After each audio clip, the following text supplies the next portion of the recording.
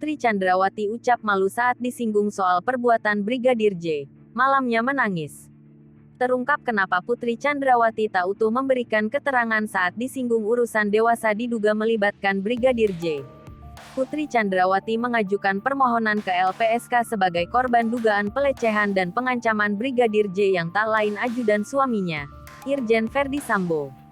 Giliran datang meminta asesmen psikologi di rumahnya Jalan Saguling 3, Kompleks Pertambangan, Duren 3, Jakarta Selatan. LPSK tak mendapat informasi signifikan dari Putri Chandrawati. Sebanyak 5 orang LPSK tiba menemui Putri Chandrawati di rumahnya pukul 10.20 waktu Indonesia Barat. LPSK menjemput Bula karena tim pengacara mengaku kliennya masih trauma sehingga tak mungkin ke kantor LPSK. Sebenarnya, LPSK tak masalah dimanapun meminta asesmen psikologi Putri Chandrawati asal sebagai pemohon mau memberikan keterangan.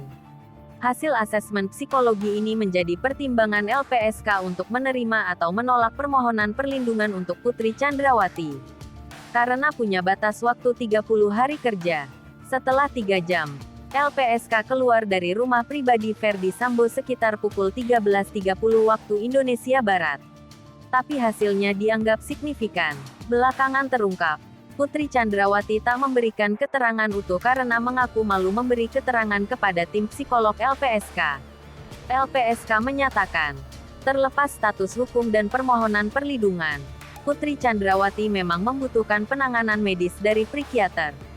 Menurut Edwin Partogi, penanganan medis atas kondisi Putri Chandrawati ini bisa didapat tanpa perlu permohonan perlindungannya disetujui. Ia pun menyarankan pihak keluarga lekas mengambil langkah untuk layanan psikologis, konseling, atau psikiater secara pribadi untuk Putri Chandrawati.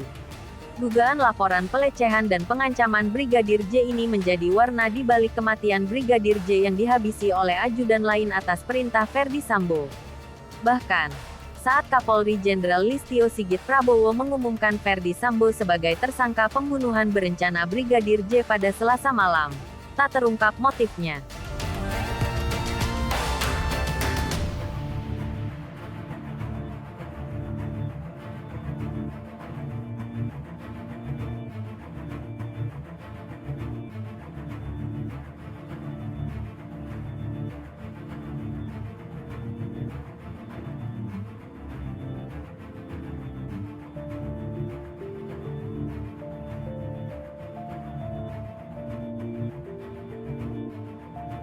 Hai pemirsa Sri Popo TV, jangan lupa komen, like, dan subscribe, serta tonton